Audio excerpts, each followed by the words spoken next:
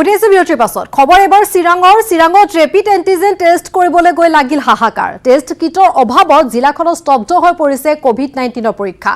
জিলাখনৰ COVID-19 test চেণ্টাৰসমূহ কৰিবলৈ গৈ বিফল হ'বলগীয়া হৈছে শিক্ষক। ৰাজ্য চৰকাৰৰ নিৰ্দেশৰ পিছত 1 ছেপ্টেম্বৰৰ পৰা শিক্ষকসকলে শিক্ষানুষ্ঠানসমূহলৈ যোৱাৰ বাবে সাজু হৈছে। শিক্ষানুষ্ঠানসমূহত যোগদানৰ পূৰ্বে শিক্ষক-শিক্ষয়িত্ৰীসকলক কোভিড-19 পৰীক্ষা কৰাৰ নিৰ্দেশ জাৰি কৰা হৈছে।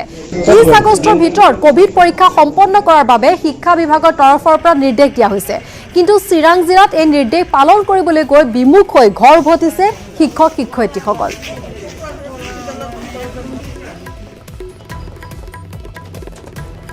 আৰু এই সন্দৰ্ভত বঙাইগাঁৱৰ পৰা আগবঢ়াইছো উপানন্দ শৰ্মাৰ এক প্ৰতিবেদন। ৰাজ্য চৰকাৰৰ নিৰ্দেশৰ পিছত চিৰাং জিলাৰ শিক্ষাগুৰুসকল নিজৰ শিক্ষানুষ্ঠানত যাবলৈ সাজু হৈছে, কিন্তু এনে সময়তে দেখা গৈছে তেওঁলোকৰ যি প্ৰয়োজনীয় টেষ্ট কৰিব লগা আছে কোভিড টেষ্ট, কিন্তু তাৰ কাৰণে চিকিৎসালয় আহি তেওঁলোকে বিমুখ হৈ ঘূৰিব লগা হৈছে। আৰু ইয়াৰ মূলতে এটাই কাৰণ হৈছে তেওঁলোকৰ চিকিৎসালয়সমূহত এতিয়া PPE কিটৰ অভাৱ, আৰু যাৰ কাৰণে শিক্ষকসকলে বিমুখ হৈ কালিৰ পৰা ঘৰ উভতিব লগা হৈছে। তেওঁলোকে যি চৰকাৰী নিৰ্দেশনা আছে সেই পালন কৰাত তেওঁলোকে অপাৰগ হোৱা পৰিলক্ষিত হৈছে। চিকিৎসালয় কৰ্তৃপক্ষ ইতিমধ্যে তেওঁলোকক টেষ্ট কৰিবলৈ অসমৰ্থ হোৱা পৰিলক্ষিত হৈছে। আৰু মোৰ লগত আছে কেইবাগৰাকী শিক্ষক, আৰু এওঁলোকে চিকিৎসালয়লৈ আহি উভতি যাব লগা হৈছে। চিৰাং জিলাত এয়া প্ৰতিখন টেষ্ট চেণ্টাৰতে একেই অৱস্থা। এই শিক্ষক শিক্ষয়িত্ৰীসকলৰ টেষ্ট কৰিব নোৱাৰে এটাই কাৰণ হৈছে যে এতিয়া PPE কিটৰ অভাৱ। মই শিক্ষক এজনৰ কাষত যাব বিচাৰিছোঁ। সমস্যা কি ধৰণৰ হৈছে? সমস্যা বুলি ক'বলৈ গ'লে আমাৰ সেই শিক্ষকসকলে যিটো চৰকাৰৰ নিৰ্দেশ, ইতিমধ্যে চৰকাৰৰ নিৰ্দেশৰ প্ৰতি সঁহাৰি জনাই পেলাই 21 তাৰিখৰ পৰা 30 তাৰিখৰ ভিতৰত যিটো কোভিড টেষ্ট কৰাৰ কাৰণে সাজু হৈছে। বিভিন্ন অঞ্চলৰ পৰা আমাৰ কাজলগাঁও চাব ডিভিজনৰ বিভিন্ন ক্লাষ্টাৰৰ পৰা টিচাৰসকল আহি আজি পুৱাৰ পৰা শাৰী পাতি থিয় হৈছিল ইহঁতে কোভিড টেষ্টৰ কাৰণে। কিন্তু আমি 2 ঘণ্টা লাইনত থকাৰ পিছত হস্পিটেল কৰ্তৃপক্ষই আমাক জনাই দিছে যে ইয়াত ৰেপিড এণ্টিজেন টেষ্ট কিট ইয়াত পৰ্যাপ্ত পৰিমাণে নাই, গতিকে আমি শিক্ষকসকলে আজি টেষ্ট কৰিব নোৱাৰিলোঁ। তো যিয়ে নহওক, মই কাজলগাঁও মহকুমা প্ৰাথমিক শিক্ষক সন্মিলনীৰ কাৰ্যকৰী সভাপতি। মই চৰকাৰক দাবী জনাম যাতে আমাৰ শিক্ষক সমাজখিনিয়ে এই টেষ্ট কিটৰ অভাৱত যাতে টেষ্ট নকৰাৰ বাবে কোনো হাৰাশাস্তিৰ সন্মুখীন নহয়, কিয়নো ইতিমধ্যে চৰকাৰে নিৰ্দেশ দিছে আমি 1 তাৰিখৰ পৰা বিদ্যালয়মুখী হ'ব লাগে। আৰু আমি সাজু হৈছোঁ, আমি নিজৰ কোভিড টেষ্ট কৰি পেলাই বিদ্যালয়ত যোৱাৰ কাৰণে সাজু হৈছোঁ। কিন্তু টেষ্ট কিটৰ অভাৱত যদি আমি সময়মতে টেষ্ট কৰিব নোৱাৰোঁ, ইয়াৰ কাৰণে যাতে কোনো হাৰাশাস্তি আমাৰ শিক্ষক সমাজৰ ওপৰত নহয়, এয়া আমাৰ চৰকাৰৰ প্ৰতি দাবী। চৰকাৰে যিহেতু 1 তাৰিখৰ পৰা এই শিক্ষাগুৰুসকলক তেওঁলোকৰ শিক্ষানুষ্ঠানত যোগদানৰ কাৰণে নিৰ্দেশ দিছে, আৰু এটা কৈছে যে তেওঁলোকে কোভিড টেষ্ট কৰিব লাগে, কিন্তু তেওঁলোকে চিকিৎসালয়লৈ আহি ৰিপিড টেষ্টৰ যি কিট আছে সেই তাৰ অভাৱত তেওঁলোকে টেষ্ট কৰিব পৰা নাই। আপোনালোকে ক'ৰ পৰা আহিছে? আমি সুবাইঝাৰ ক্লাষ্টাৰৰ পৰা ইয়াত আহি আজি মাতিছিলে, আজি আমাৰ তাৰিখ আছিলে ক্লাষ্টাৰ ৱাইজত। আহি আমি লাইনত থিয় হ'লোঁ 2 ঘণ্টামান। তাৰপিছত আমি বিভাগীয় কৰ্তৃপক্ষ হস্পিটেলৰ পৰা গম পালোঁ যে PPE কিট তেওঁলোকৰ এভেইলেবল নাই, গতিকে তেওঁলোকে এখন ফলকো আঁৰি দিছে। তাৰপিছত এটা কণ্টেক্ট নাম্বাৰ দিছে, সেই কণ্টেক্ট নাম্বাৰক আমি যোগাযোগ কৰি পৰৱৰ্তী সময়ত কেতিয়া তেওঁলোকৰ PPE কিট আহে তাৰপিছতে মানে আগৈছে পৰৱৰ্তী খবৰলৈ। তিনিচুকীয়াৰ চৈখোৱাতে শোকাবহ ঘটনা সংঘটিত হৈছে। নিৰ্মীয়মান পথৰ কালভাৰ্টত পৰি 2টি কণমানিৰ কৰুণ মৃত্যু। চৈখোৱাৰ মিচিমিকটা গাঁৱত সংঘটিত হৈছে এই কৰুণ ঘটনা। নিহত 8 বছৰীয়া ক্ৰিষ্টিনা প্ৰজা আৰু 6 বছৰীয়া প্ৰিয়া প্ৰজা নামৰ 2টি শিশু। উল্লেখ কৰিব পাৰি যে 2017-18 বিত্তীয় বৰ্ষত প্ৰধানমন্ত্ৰী গ্ৰাম সড়ক যোজনাৰ পথ নিৰ্মাণৰ কাম আৰম্ভ কৰা হৈছিল। সামগুৰিৰ পৰা মিচিমিকটা সংযোগী এই পথ নিৰ্মাণৰ কাৰ্য লেহেমীয়া হোৱাৰ লগতে ব্যাপক দুৰ্নীতি সংঘটিত হোৱাৰ অভিযোগ উত্থাপন হৈছে। এই পথছোৱাত বিগত 2টা বৰ্ষতকৈ অধিক সময় অৰ্ধনিৰ্মিত হৈ থকা এটা কালভাৰ্টত পৰি আজি মৃত্যু ঘটে এই 2 কণমানিৰ। শদিয়া সমষ্টিৰ বিধায়ক বলিন চেতিয়াৰ ঘনিষ্ঠ হিচাপে পৰিচিত বহু বিতৰ্কিত SD এণ্টাৰপ্ৰাইজ নামৰ পথ নিৰ্মাণকাৰী ঠিকা প্ৰতিষ্ঠানটোৱে এই পথ নিৰ্মাণত লেহেমীয়া কৰাৰ বাবে পথ নিৰ্মাণত ব্যাপক অনিয়ম সংঘটিত হোৱাৰ লগতে আজি এই কৰুণ ঘটনা সংঘটিত হ'বলৈ পালে। কালভাৰ্টত মানে 2টা কণমানি ছোৱালী, নাম জ্যোতিকা প্ৰজা আৰু ক্ৰিষ্টিনা প্ৰজা। জ্যোতিকা প্ৰজাৰ বয়স 8 বছৰ আৰু ক্ৰিষ্টিনা প্ৰজাৰ বয়স 6 বছৰ। তেওঁলোক দুজনে মানে কালভাৰটোৰ ভিতৰত মানে পৰি মৃত্যু হোৱা বুলি আমি খবৰ পাই আমি ঘটনাস্থলীত আহোঁ। ধুবুৰী উপায়ুক্ত কাৰ্যালয়ৰ আবকাৰী বিভাগত চিপলো অৱস্থাত এগৰাকী মহিলাৰ মৃতদেহ উদ্ধাৰ কেন্দ্ৰ কৰি চাঞ্চল্যৰ সৃষ্টি হৈছে। কাৰ্যালয়টোৰ বন্ধ কোঠাত উদ্ধাৰ হৈছে মৃতদেহটো। আৰক্ষী ইতিমধ্যে ঘটনাস্থলীত উপস্থিত হৈছে আৰু সমগ্ৰ ঘটনাৰ তদন্ত আৰম্ভ কৰিছে। পুনৰবাৰ জনা বিচাৰিছো ধুবুৰী উপায়ুক্ত কাৰ্যালয়ত আবকাৰী বিভাগৰ চিপলো অৱস্থাত এগৰাকী মহিলাৰ মৃতদেহ উদ্ধাৰ কেন্দ্ৰ কৰি চাঞ্চল্যৰ সৃষ্টি হৈছে। কাৰ্যালয়টোৰ বন্ধ কোঠাত মৃতদেহটো উদ্ধাৰ হৈছে। ইতিমধ্যে আৰক্ষী উপস্থিত হৈছে। সমগ্ৰ ঘটনাৰ সন্দৰ্ভত আৰক্ষীয়ে তদন্ত আৰম্ভ কৰিছে। এতিয়া আমাৰ বড়োবাবু অফিচলৈ আহিলে বড়োবাবু থাকে, তাৰপাছত আমাৰ জুনিয়ৰ এছিষ্টেণ্ট থাকে। তেওঁলোক যেতিয়া আহি অফিচত উপস্থিত হ'ল 9:30 তেওঁলোকে চালে যে সেইখন দুৱাৰ দুখন দুৱাৰ, এখন দুৱাৰটো বন্ধই থাকে ভিতৰৰ পৰা, আনখন দুৱাৰ বাহিৰৰ পৰা তলা লগোৱা থাকে। গতিকে তলা লগোৱা যিখন মানে এই দুৱাৰ আছে নহয় সেইখন মানে ভিতৰৰ পৰা বন্ধ আছে। তাৰপাছত তেওঁলোকে এনেকৈ যুঁজি আছে কিন্তু দোকান মানে কি দুৱাৰখন খুলিব পৰা নাই। তাৰপাছত এনেকৈ মানে তেওঁলোকে অলপ খা খবৰ ল'লে আৰু যে মানে ভিতৰৰ পৰা দুৱাৰখন বন্ধ হৈ আছে, অলপ মানে তলৰ মানুহক মাতিলে। তাৰপাছত তলৰ পৰা মানুহ আহিলে, আহি পেলাই মানে দুৱাৰখন খুলিলে আৰু খোলাৰ পাছত দেখিলে যে মানে ভিতৰত সেই মানে ছোৱালীজনী। ওদালগুৰিত পুনৰ অস্ত্ৰ ভাণ্ডাৰ উদ্ধাৰ। ওদালগুৰি থানাৰ অন্তৰ্গত নেপালপাৰাত উদ্ধাৰ হৈছে বিশাল অস্ত্ৰ ভাণ্ডাৰ। উদ্ধাৰ হোৱা এই অস্ত্ৰ ভাণ্ডাৰসমূহৰ ভিতৰত আছে এটা AK-56 ৰাইফল, 9mm পিষ্টল 2টা, Colt 36 ছেমি অট'মেটিক পিষ্টল 2টা, মেগজিন 9টা, সজীৱ গুলী 121টা, ডিটেনেটৰ 4টা, ডিটেনেটৰ কেপ 5টা, ৱাকি টকি 2টা আৰু এডাল চাৰ্জাৰ। নিশা ওদালগুৰি আৰক্ষীয়ে এই অভিযান চলাইছিল। ওদালগুৰি সদৰৰ উপ আৰক্ষী অধীক্ষক পাহাৰী কোঁৱৰ, ওদালগুৰি থানাৰ OCৰ নেতৃত্বত এই অভিযান চলিছিল। নেপালপাৰা গাঁৱৰ এখন ৰবৰৰ বাগানত এই অস্ত্ৰখিনি উদ্ধাৰ হৈছে। বিটিআৰ চুক্তি স্বাক্ষৰ হোৱাৰ পিছত ওদালগুৰিত বৃহৎ অস্ত্ৰ ভাণ্ডাৰ উদ্ধাৰ এইটো হৈছে একাদশটো ঘটনা।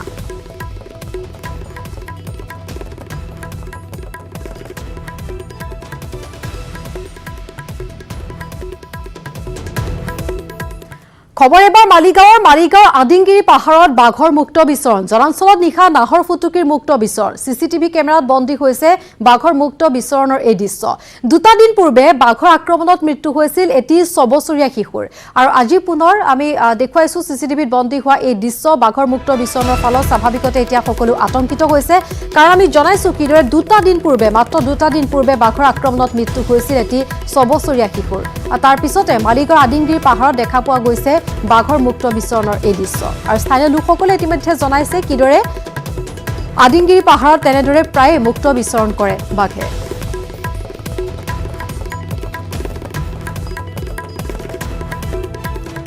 বিশিষ্ট গীতিকাৰ, সুৰকাৰ আৰু সংগীত পৰিচালক মন্মথ বৈশ্যৰ দেহাৱসান।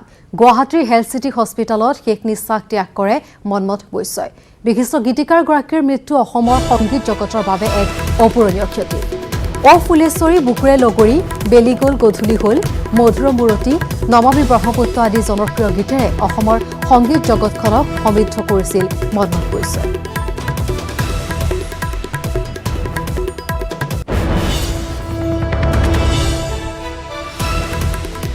আমি জনাইছো বিশিষ্ট গীতিকাৰ, সুৰকাৰ আৰু সংগীত পৰিচালক মন্মথ বৈশ্যৰ দেহাৱসান ঘটিছে। গুৱাহাটীৰ হেল্থ চিটি হস্পিটেলত শেষ নিশ্বাস ত্যাগ কৰে মন্মথ বৈশ্যই। বিশিষ্ট গীতিকাৰগৰাকীৰ মৃত্যু অসমৰ সংগীত জগতত এক অপূৰণীয় ক্ষতি। ফুলেশ্বৰী, বুকুৰে লগৰী, বেলি গ'ল গধূলি হ'ল, মধুৰ মূৰতি, নমামী ব্ৰহ্মপুত্ৰ আদি জনপ্ৰিয় গীতেৰে অসমৰ সংগীত জগতখনক সমৃদ্ধ কৰিছিল মন্মথ বৈশ্যই। বৰপেটা সত্ৰৰ ডেকা সতীয়া নৱজিৎ দাসৰ দেহাৱসান। নিশা প্ৰায় 2:30 বজাত শেষ নিশ্বাস ত্যাগ কৰে নৱজিৎ দাসে। ডেকা সতীয়াগৰাকীৰ মৃত্যুত শোকস্তব্ধ সত্ৰনগৰী বৰপেটা। মৃত্যুৰ সময়ত তেওঁ বয়স 60 বছৰ। দুদিন ধৰি জ্বৰত ভুগি আছিল ডেকা সতীয়া নৱজিৎ দাস।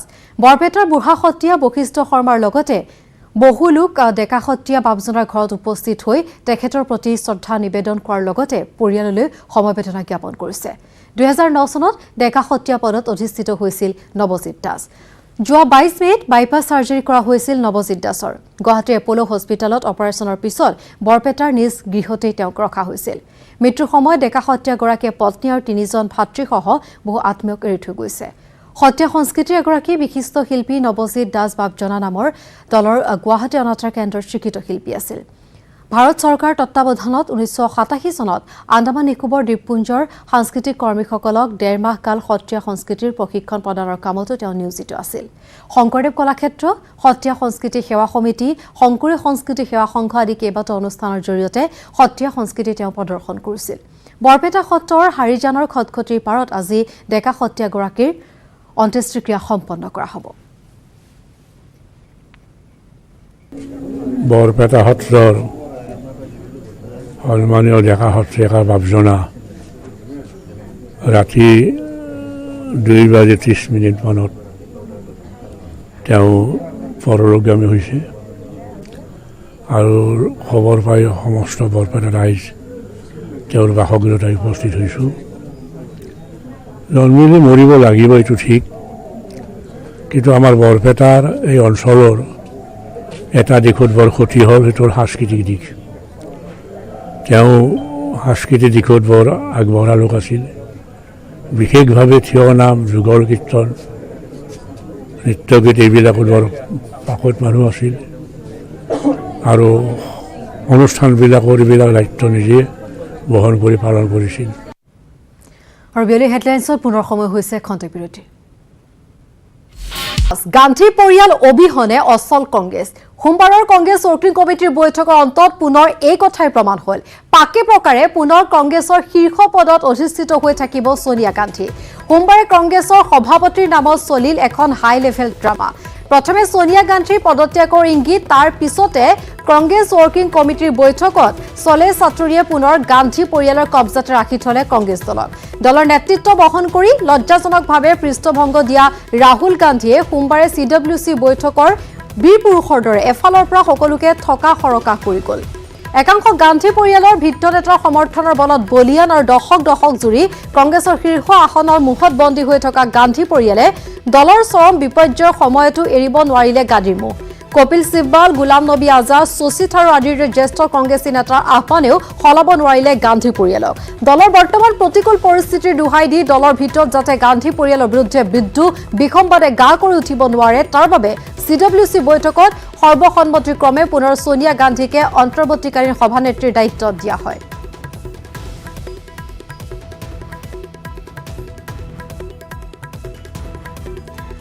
বিশ্ববৰেণ্য শিল্পী ডক্টৰ ভূপেন হাজৰিকাক জীয়াই ৰাখিছে দৰঙৰ চিপাজাৰ দুগিয়াপাৰা গাঁৱৰ ভাস্কৰ্য শিল্পী দামোদৰ কলিতাই। শিল্পীগৰাকীয়ে বিগত 25 বছৰ ধৰি এই শিল্পকৰ্মৰ লগত জড়িত। সৰুৰে পৰা শিল্পকৰ্মৰ প্ৰতি আগ্ৰহী দামোদৰ কলিতাৰ হাতত প্ৰাণ পাই উঠিছে বিভিন্ন ধৰণৰ সামগ্ৰী। প্ৰধানমন্ত্ৰী নৰেন্দ্ৰ মোদীৰ সম্পূৰ্ণ মূৰ্তি নিৰ্মাণ কৰি ভাষণ দি থকা মমৰ মূৰ্তি শিল্পী দামোদৰ কলিতাই তৈয়াৰ কৰিছে। কাঠ, বাঁহ, লোহাৰ লগতে বিভিন্ন ধৰণৰ পেলনীয়া সামগ্ৰী ব্যৱহাৰ কৰি এইসমূহ সামগ্ৰী তেওঁ তৈয়াৰ কৰিছে। এতিয়ালৈকে চৰকাৰীভাৱে কোনো ধৰণৰ সা সুবিধা লাভ কৰা নাই এইগৰাকী শিল্পীয়ে। আৰু এই সন্দৰ্ভত আগবঢ়াইছো নৱজ্যোতি মহন্তৰ এক প্ৰতিবেদন। মই উপস্থিত আছোঁ দৰং জিলাৰ চিপাঝাৰৰ দগিয়াপাৰা গাঁৱৰ দামোদৰ কলিতাৰ বাসগৃহত।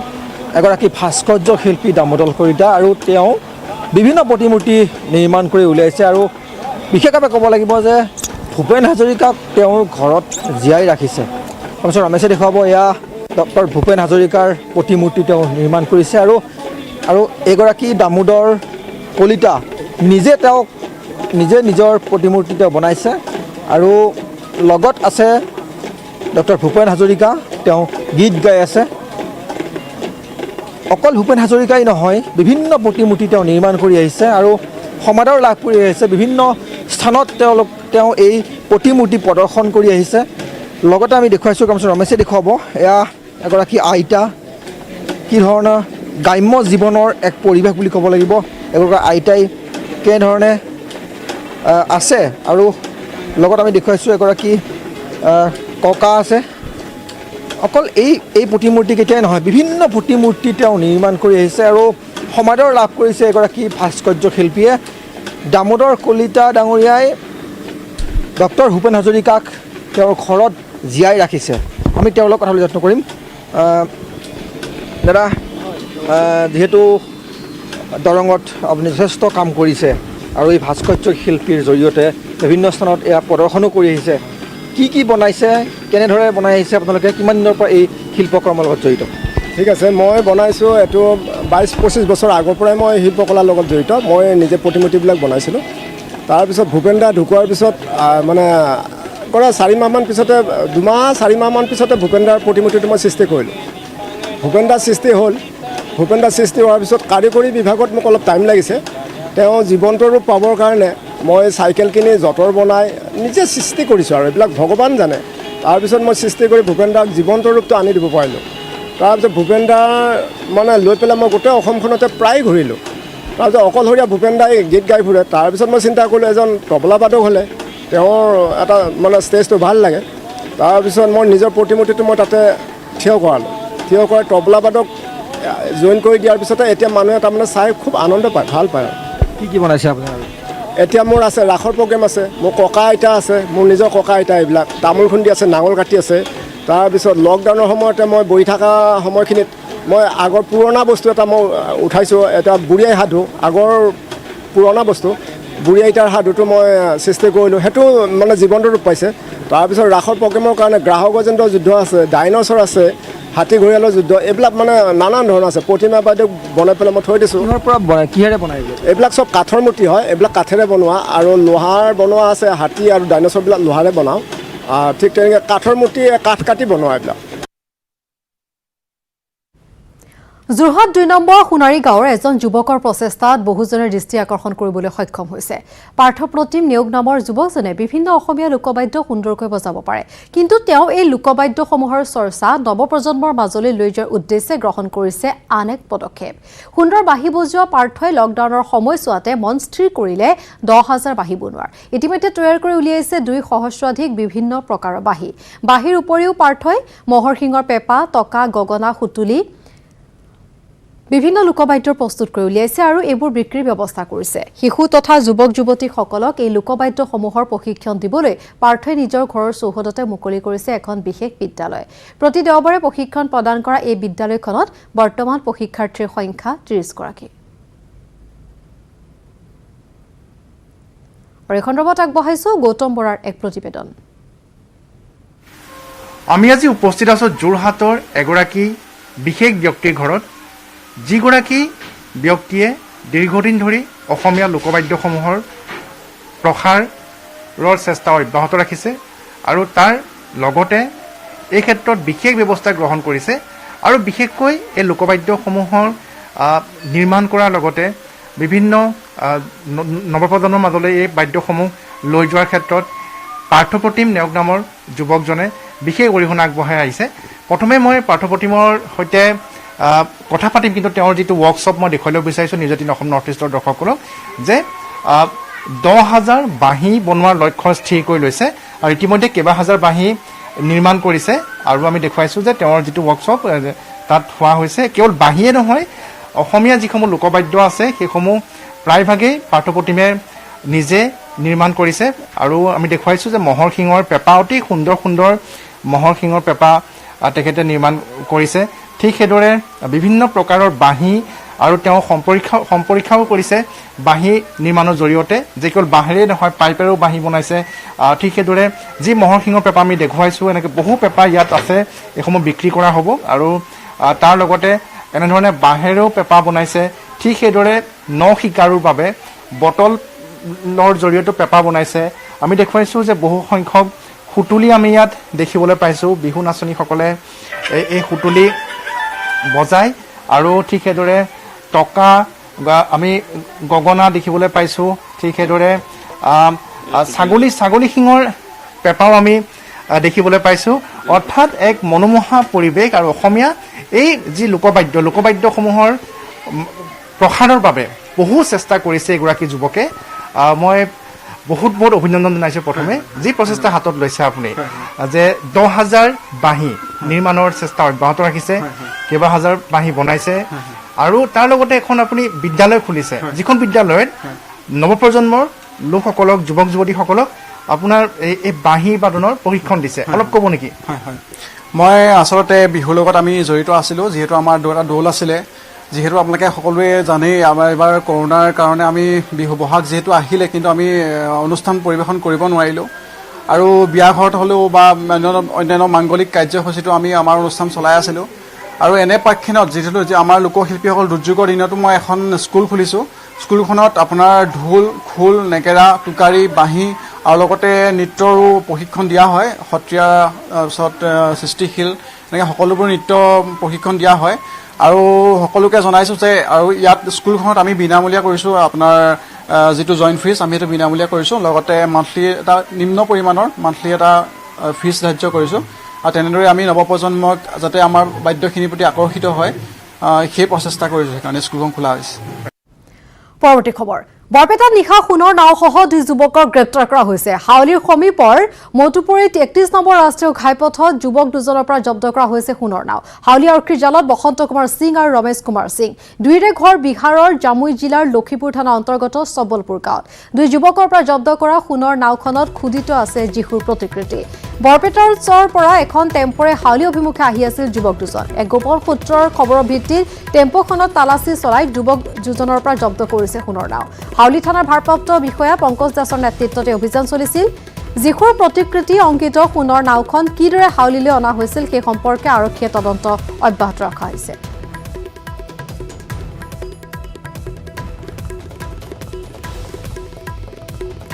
এপলো মিল পুনৰ উজ্জীৱিত কৰা অথবা কৰ্মচাৰীসকলক স্বেচ্ছামূলক অৱসৰ দিয়াৰ দাবীত এপলো শ্ৰমিক সন্থা আৰু বৈদ্যগড় আঞ্চলিক ছাত্ৰ সন্থাৰ ভাৰত ভূটান আন্তঃৰাষ্ট্ৰীয় ঘাইপথ অৱৰোধ। পুৱা 9 বজাৰ পৰা আৰম্ভ হোৱা কাৰ্যসূচীৰ ফলত ৰাষ্ট্ৰীয় ঘাইপথত শ শ বাহন আবদ্ধ হৈ পৰিছে।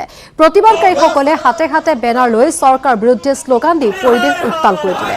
প্ৰায় 4 বছৰ ধৰি এই মিলটো বহুৱাৰ লগতে খোলাৰ প্ৰতিশ্ৰুতি দিয়াৰ পিছতো কোনো ধৰণৰ কাৰ্যকৰী পদক্ষেপ গ্ৰহণ নকৰাৰ লগতে স্থানীয় লোকেও বিক্ষোভ প্ৰদৰ্শন কৰে এপলো মিলৰ সন্মুখত। লগতে তেওঁলোকে চৰকাৰক সকীয়াই দিয়ে যে ইয়াৰ পিছতো তেওঁলোকৰ আন্দোলন অব্যাহত থাকিব যদিহে মিলটো সোনকালে কাৰ্যক্ষম কৰি তোলা নহয় বা কৰ্মচাৰীসকলক স্বেচ্ছামূলক অৱসৰ লোৱাৰ সুবিধা কৰি দিয়া নহয়। যোৱা 4 বছৰৰ পৰা মিলটো উৎপাদন সম্পূৰ্ণ বন্ধ, যাৰ ফলত মিলটোৰ প্ৰায় 700গৰাকী কৰ্মচাৰীৰ জীৱনলৈ অন্ধকাৰ নামি আহিছে। ইতিমধ্যে 2জন কৰ্মচাৰীয়ে আত্মহত্যাৰ দৰে চৰম পথ বাছি ল'বলৈ বাধ্য হৈছে। আমি ৰঙিয়া ভূটান পথ অৱৰোধ কৰাৰ উদ্দেশ্য হৈছে এপল মিলক চৰকাৰে যি প্ৰতিশ্ৰুতি দিছিল সেই প্ৰতিশ্ৰুতি ৰক্ষাৰ্থে অসম চৰকাৰে যদি এপল মিলটো জীয়াই তুলিব নোৱাৰে তেতিয়া এই ইয়াত যি আমি কৰ্মচাৰীসকলে কাম কৰি আছোঁ সেই কৰ্মচাৰীসকলে স্বেচ্ছামূলক অৱসৰ দিয়াৰ কাৰণে আমি এই দাবী লৈ আজি পুনৰ এই ৰাজপথ আমি অৱৰোধ কৰিছোঁ।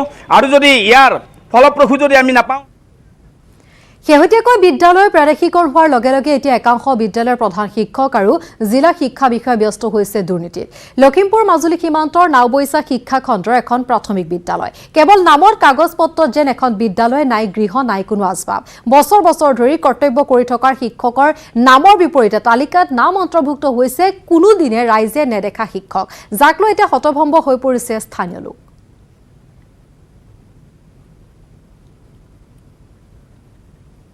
আৰু এখন খবৰত আগবঢ়াইছো সঞ্জিত বৰাৰ এক প্ৰতিবেদন। বছৰ বছৰ ধৰি অপ্ৰাদেশিকৃত হৈ থকা একাংশ বিদ্যালয় আৰু সেই অপ্ৰাদেশিকৃত যিসমূহ বিদ্যালয় এতিয়া প্ৰাদেশিকৰণ কৰিছে আৰু তেনে ক্ষেত্ৰতে এতিয়া প্ৰাদেশিকৰণৰ সময়ত চৰম দুৰ্নীতিৰ প্ৰচলন দেখিবলৈ পোৱা গৈছে একাংশ শিক্ষা বিষয়া আৰু বিদ্যালয়ৰ প্ৰধান শিক্ষক। আৰু এই মুহূৰ্তত মাজুলী লখিমপুৰ সীমান্তৰ লুইত খাবলৈও এখন প্ৰাথমিক বিদ্যালয়ত উপস্থিত আছে, যিখন প্ৰাথমিক বিদ্যালয় ইতিমধ্যে শেহতীয়া যি আচলতে তালিকা অন্তৰ্ভুক্ত হৈছে সেই তালিকাত অন্তৰ্ভুক্ত হৈছে প্ৰাদেশিকৰণৰ ক্ষেত্ৰত। আৰু এই বিদ্যালয়খনৰ নাম হৈছে মই দেখুৱাইছোঁ মৰদপুৰ প্ৰাথমিক বিদ্যালয়, যিখন মাজুলী আৰু লখিমপুৰ সীমান্তৰ দি লুইত খাবলৈৰ কুঁহিয়াবাৰী ডাকৰ আৰু নাওবৈচা শিক্ষাখণ্ডৰ অন্তৰ্গত মৰদপুৰ প্ৰাথমিক বিদ্যালয়।